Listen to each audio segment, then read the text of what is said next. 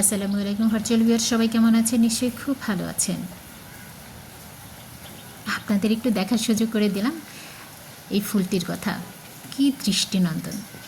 তো যাই হোক, আজকের ভিডিওতে থাকছে ট্যাং গাছ বা প্যাশন ফল কীভাবে লাগাবেন, কীভাবে যত্নআত্তি করবেন, কতদিনের ফল ফুল আসে, এটার বিস্তারিত।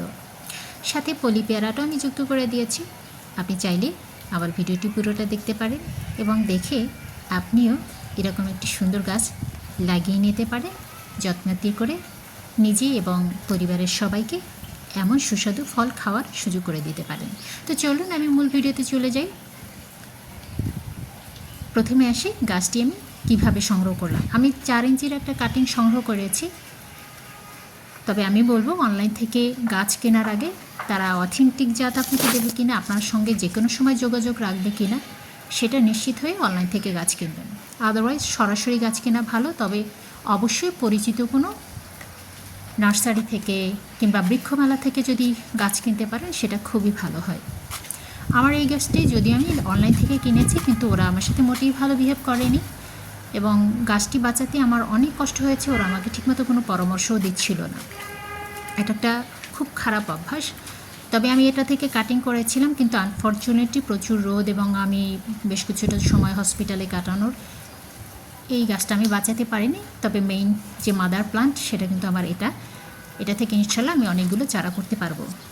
এই ফলটি সত্যিকার অর্থে একটা মিরাকেল, কারণ এটার যে স্মেলটা আসে পেকে গেলে, সত্যি আমি এই স্মেল কোথাও পাইনি এবং এটার বর্ণনা দেওয়ার মতো ভাষা আমার কাছে নেই।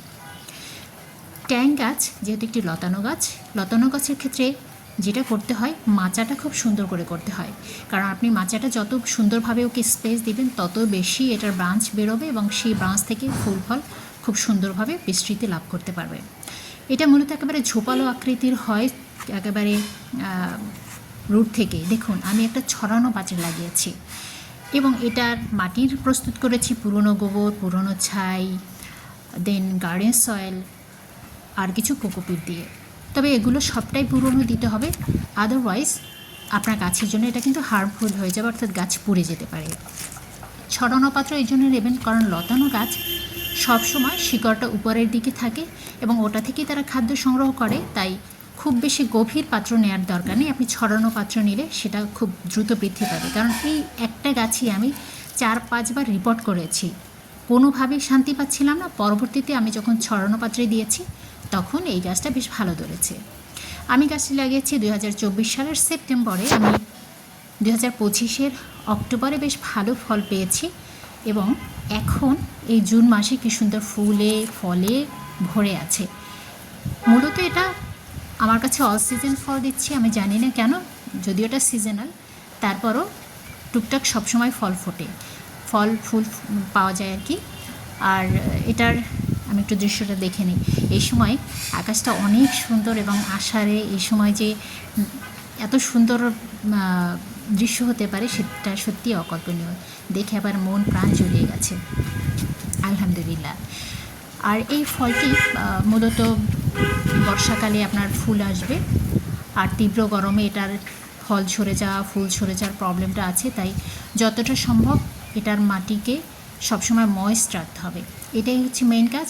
আর গাছ লাগানোর, মাটি প্রস্তুত করে গাছ লাগানোর 6 মাস পর থেকে এটাকে মূলত খাবার দিতে হবে।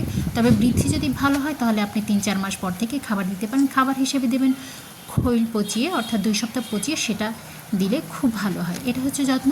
এবার আসি আমি পলি পেয়ারার দিকে। দেখুন আমার পলি পেয়ারাটা কত সুন্দর একবার ডাসা ডাসা হয়েছে।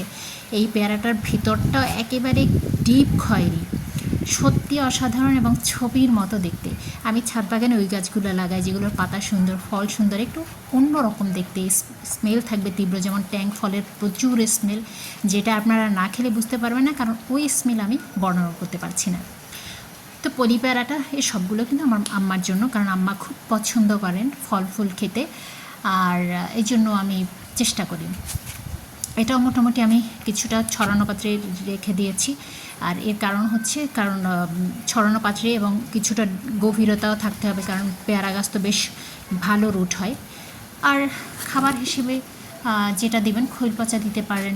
আর কিছু কেমিক্যাল ফার্টিলাইজার যদি খুব দরকার হয় তাহলে কিন্তু আপনারা সেটা গুলিয়ে দিবেন। এর কারণ হচ্ছে এটা খুব দ্রুত গাছ শোষণ করতে